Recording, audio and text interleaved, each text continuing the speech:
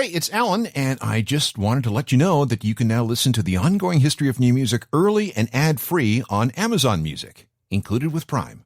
Streaming music is a very cool way to access tens of millions of songs with just a few pokes on your phone. The idea of being able to listen to virtually any song from any era of human history with such ease, I mean, it's pretty much magic, right? The downside of streaming is that it doesn't provide any context to what we're hearing. A continuous stream of music tells us nothing about the artist or the song. It's just music, standing alone with nothing to anchor it to anything. Now, it was different in the old days. If you bought an album, damn it, that was an investment. You paid money for it, which created a fiscal relationship with the artist. And that meant that you were more likely to stick with an album and get deeper into the artist and the songs. Otherwise, you had this nagging feeling that you had wasted your money. You weren't getting as much out of the music as you should. Context means so much to the enjoyment of music, which is probably a reason you're listening to me right now. You want more than just the notes that make up a song, right? Okay, yeah, sometimes a song is just a song. You know, it's got a good beat, you can dance to it, maybe sing along, and it really doesn't mean anything more than that. But some songs are very deep. They actually form some part of a historical record. They tell the story of real people, real events, and the things that came after. That's what we're going to do with this show. Everything we're about to hear is based on fact, on history, on actual events. And maybe you'll be shocked by the truth beyond the songs that you've been digging all your life. This isn't anything that you're going to get from a stream. Trust me. This is the Ongoing History of New Music podcast with Alan Cross. Welcome again, I'm Alan Cross, and this program is all about the true stories behind big alt-rock songs. Real people and real events inspired these tracks, and I really think that this sort of knowledge enhances our appreciation and enjoyment of music. Knowing the truth, these origin stories, makes songs more meaningful and thus more impactful from an emotional point of view. And isn't that what we all want from music? To affect us as deeply as possible? Let's begin with The Clash. When the band was young, and this would be late 1976 and through 1977, they burned extremely bright. Inspiration was taken from what they saw around them in London during the punk years. And that wasn't a great time for the English. The economy was in shambles, there were strikes and high unemployment and rolling blackouts and the crushing reality of the British class system. The Clash was in the middle of it all and tried to document what it meant to be young and poor and desperate in Britain back then. When they entered CBS Studio 3 to record their self-titled debut album, they were armed with a bunch of songs based on real people and real events. And one of these tracks was called White Riot. Now, on August 30th, 1976, there was a riot in the Notting Hill area of London. Now, back then, this wasn't the high-end posh neighborhood it is today. Its citizens were mostly black, West Indian immigrants and their families. And on that day, the neighborhood was enjoying its annual carnival, a summer event that began in 1964. But underneath it all, there were bad relations with the police, which had a policy of stopping and searching people. It was a very clear case of arbitrary harassment. About 1,600 cops moved in that day, which seemed a little extreme since no one was really expecting any trouble. And you got to admit that that's a lot of police for a street carnival. The trigger seems to have been the attempted arrest of a pickpocket at around 5 p.m. that day. The fighting broke out when several residents went to help the pickpocket. The community fought back hard. 300 police officers were taken to hospital with injuries. 35 police vehicles were overturned and set on fire. There was plenty of property damage. And if you look at the back of that first Clash album cover, you'll see a picture of what happened. 66 people were arrested, and 17 black youths faced a total of 79 charges. The trials cost a then-record £250,000. Now, Joe Strummer was fascinated by all this. He wondered why white people didn't have the same fortitude when standing up to police. Why didn't they fight for their rights in the same way?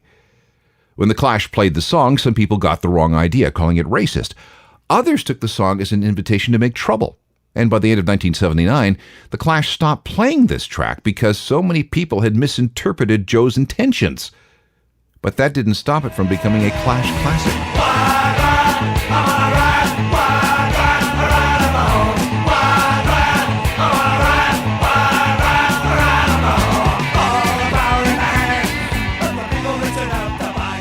Clash and White Riot, inspired by the Notting Hill riot of August 30th, 1976. Our next song is one of several songs that deal with gun violence, and the date we're talking about here is January 29th, 1979. Brenda Spencer was a 16-year-old girl living with her divorced dad in San Diego. They lived in poverty. Mattresses on the floor, dad's empty liquor bottles everywhere, and although Brenda really didn't like school, she was actually a pretty good photographer. At some point as a kid, she had an accident on her bike and hit her head hard. And after that, she was never quite the same. People would later learn that she had some kind of problem with her temporal lobe, a part of the brain that deals with emotion. And we'll come back to that in a second. Brenda was always skipping school and was sent to a special facility for kids with problems. She reported being suicidal and depressed. She was arrested for shooting out the windows of Cleveland Elementary School with a BB gun, which was across the street from where she lived. When it came to Christmas 1978, she asked her dad for a radio, just a simple radio. But for some reason, maybe because he knew that Brenda liked to hunt birds in the neighborhood in San Diego, her dad bought her a Ruger semi-automatic rifle with a telescopic sight and 500 rounds of ammunition, which is just the perfect thing for a 16-year-old suicidal, depressed, angry girl, right? On Monday, January 29th, 1979, a little over a month after Dad gave her an arsenal, she waited for Principal Burton Wegg to open the gates to the same school, Cleveland Elementary, the one right across the street. She opened fire, shooting 30 rounds. Wegg was killed, so was a custodian who came to help. 8 children were injured. Brenda stayed barricaded in her home for hours. When a reporter for a local newspaper reached her by phone and asked her why she did it, she simply replied, "I don't like Mondays. It livens up the day." At the same time all this was happening, Bob Geldof of the Boomtown Rats was at a college radio station in Atlanta. The news broke over the wire while he was there, and within hours he was writing a song about the shooting. And this was the result. I don't like Mondays, tell me why I don't like Mondays, I wanna shoot.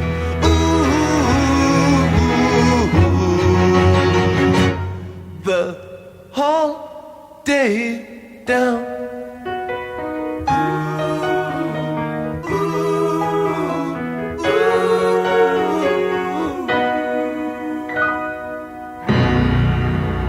The Boomtown Rats with I Don't Like Mondays from 1979. It's based on the true story of a school shooting by Brenda Spencer in San Diego on Monday, January 29th, 1979.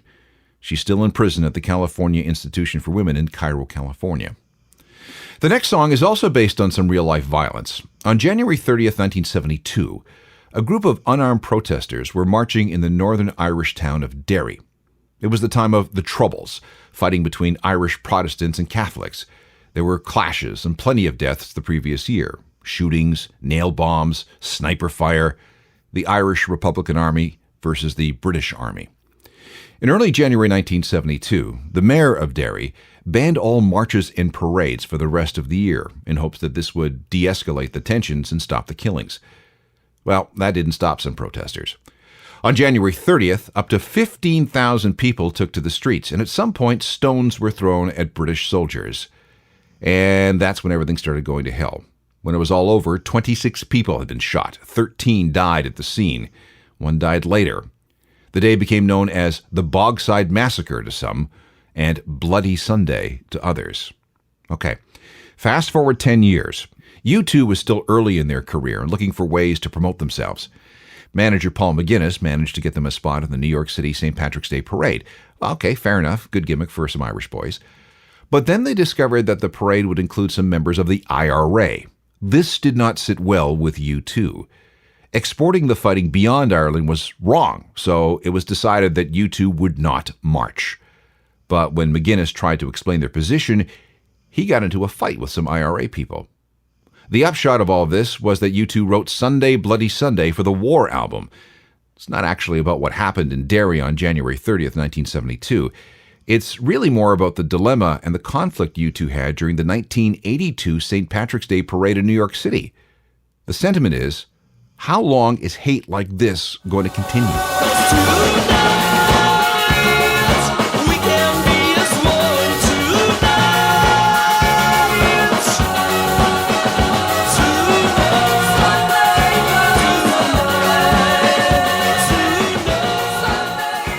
U2, and a song inspired by some difficulties during the 1982 St. Patrick's Day parade in New York City.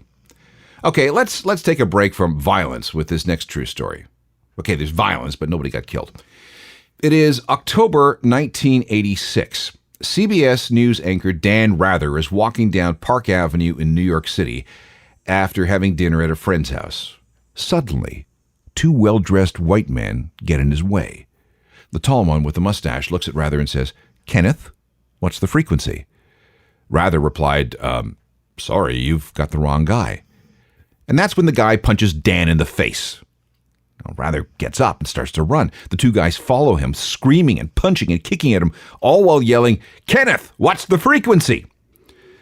Dan dashes into the lobby of a nearby building where the doorman calls for help, and that's when the two well-dressed men disappear. They are never caught, nor is their true motive ever discovered.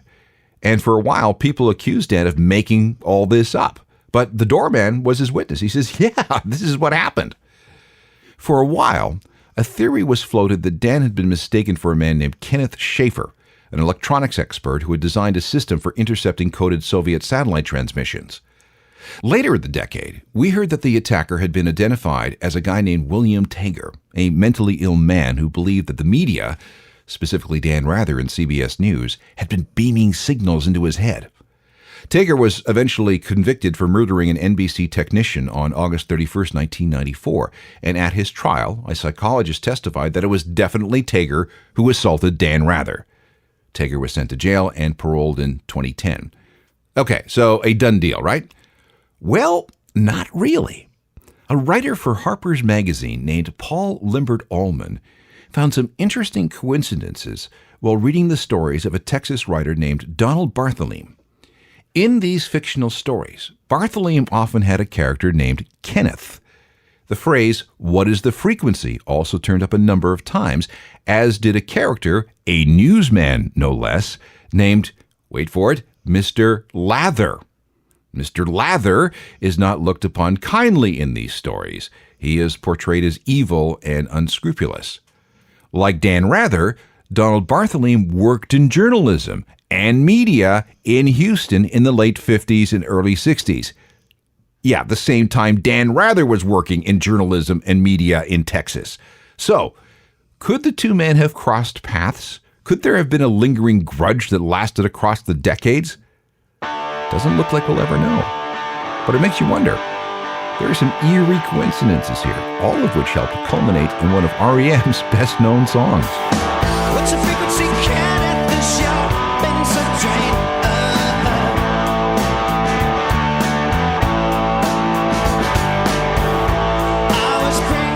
More songs inspired by real events still to come, including one of Pearl Jam's biggest hits. This program is all about songs inspired by real events, and once you hear these stories, you will never listen to these songs the same way ever again. Here's our next one. Jeremy Wade Dell was a 16-year-old kid who lived in Richardson, Texas. Jeremy had all kinds of problems at home. He was the child of divorced parents. He was living with his father, and at school, he was seen as a loner who didn't have many friends. He always looked so sad. He was in counseling, but one day something just snapped. No one knows why, but some suspect that bullying was involved. At 9:45 in the morning of January 8th, 1991, he went to school as usual, where Faye Barrett, his English teacher, ripped into him for missing so many classes and for coming in late that day. She told him to go to the office and get an admittance slip. Jeremy left the room and soon returned. He turned to the teacher and said, "Miss, I got what I really went for." And with that, he whipped out a loaded .357 Magnum, stuck it in his mouth, and pulled the trigger, right in front of the 30 people in the class. It happened so fast that no one had any time to react. Jeremy left suicide notes with several classmates, but the contents of those notes were never revealed. Now, the story received international attention. It was 7 years before Columbine, and the idea of a kid bringing a gun to school to kill himself was absolutely insane. One guy who was particularly fascinated was this surfer dude from San Diego named Eddie Vedder. The reason Eddie took notice of the song was because when he was in school in San Diego, one of his classmates, a kid named Brian, brought a gun to school. It was a sawed-off shotgun that he hid in the bushes until lunchtime. He then retrieved the gun, brought it into the building, and shot up a fish tank. Fortunately, he was disarmed before he did any damage. This freaked out Eddie for another reason. About 2 years earlier, he had a confrontation with this guy, and Eddie couldn't help wonder if he had been in the wrong place at the wrong time, more than just a fish tank would have had holes in it. After Pearl Jam had a big hit with the song Jeremy, some reporters tracked down Jeremy Dell's father. I found this letter written by him, Joseph Dell, and I quote, "I had been approached by reporters who knocked on my door uninvited. My phone rang at odd hours with some stranger wanting to know why he did it. Notes were left on my door in my mailbox, and then I found out that a group had written a song that was in heavy rotation on MTV. The song was Jeremy by Pearl Jam. It caused me to sell my house and move. I've gotten those same notes and phone calls even though I moved away from Richardson. Those notes now come from Germany and England as well as the U.S. They always want the same thing. They want a piece of information or something that belonged to Jeremy. When I visit his grave, I often find notes and artifacts left behind by fans. There are large numbers of websites dedicated to Jeremy that spread information and half-truths offered by people who claim to have known him well enough to have inside information. Those people somehow gain status in these forums frequented by young teenagers who have some perverse idea that what he did was really cool. Always, always, they are lured by the song and speak to their adoration forever of Eddie Vedder. My anguish is just as deep with each call, note, or email." Okay, you see what I mean about not hearing a song the same way ever again?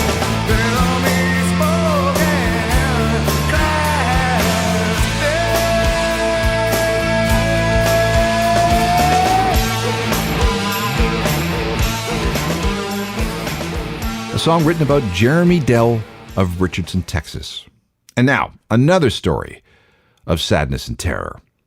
Kurt Cobain wasn't much for reading the newspaper, but one day in June of 1987, he came across a story about a 14-year-old girl who had been kidnapped at gunpoint by a freak ironically named Gerald Friend.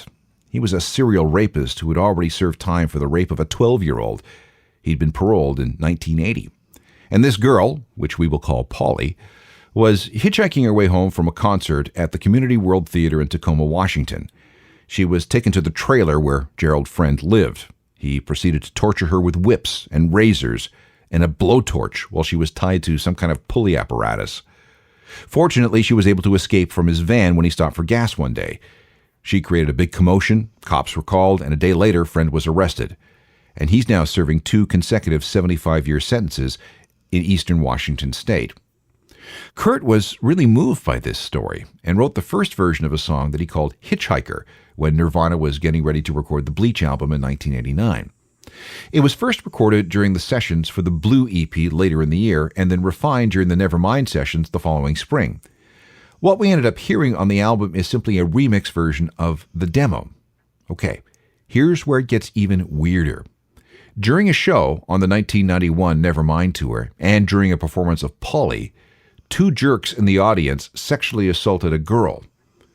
These 2 thugs are described by Kurt in the liner notes of the Incesticide album as 2 wastes of sperm and eggs. And now you know what Kurt meant. Polly wants a cracker. Maybe she would like some food. She asked me to untie her. She's very nice for a few. Polly, based on a true story of kidnapping, rape, and torture. And now a song about the wrongfully convicted. Although he's never mentioned by name, the tragically hip song Wheat Kings is about David Milgaard, a Manitoba man who was convicted for the rape and murder of a 20-year-old Saskatoon nursing assistant named Gail Miller. At the time of the crime, Milgaard was 16. She was found dead in a snowbank. 2 friends ratted him out with false testimony, and on January 31st, 1970, he was sentenced to life in prison. He stayed there for 21 years before he was released. 2 years after that, he was exonerated and cleared of all crimes. There were inquiries into how such a miscarriage of justice could have happened and why Milgaard wasn't able to fight his conviction. In the end, a guy named Larry Fisher, the landlord who was renting a place to one of the guys with the fake testimony, was arrested, convicted, and sent to prison for Gail Miller's murder. He died in jail in 2015. The guys in the Tragically Hip once had a chance to meet Milgaard several times in Winnipeg. And just so we're clear, Wheat Kings is about Milgaard, but 38 years old is not. We kings and pretty things,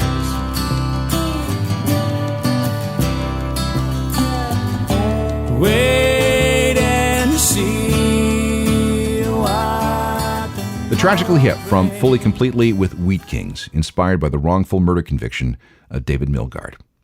The story behind this song begins with R. Bud Dwyer, the state treasurer of Pennsylvania, who was in charge of sorting out a tax problem. In the early 1980s, the state realized that it had taken too much tax off the paychecks of government workers. This had to be fixed, so a bunch of accounting firms bid for a contract to sort things out. A company called CTA was selected, and they set about going through the state's books. But then a twist. It was determined that the company with the winning bid, this CTA company, paid a $300,000 bribe to Dwyer. Everything went to court, and he was convicted. Sentencing was set for January 23, 1987. The morning before, Dwyer called a press conference in front of reporters and TV cameras. He made a statement reiterating his innocence, pulled out a .357 Magnum from a manila envelope, and shot himself in the mouth. He died instantly. The whole thing was caught on video by at least 5 people. It ended up being run on TV in various forms everywhere, leading to a debate about what kind of news coverage was and was not appropriate for broadcast. Then, in July 1995, we got this song from Filter. Now you know what Richard Patrick is talking about. It's not the suicide of Kurt Cobain, which is what some people said. It's about the death of R. Bud Dwyer.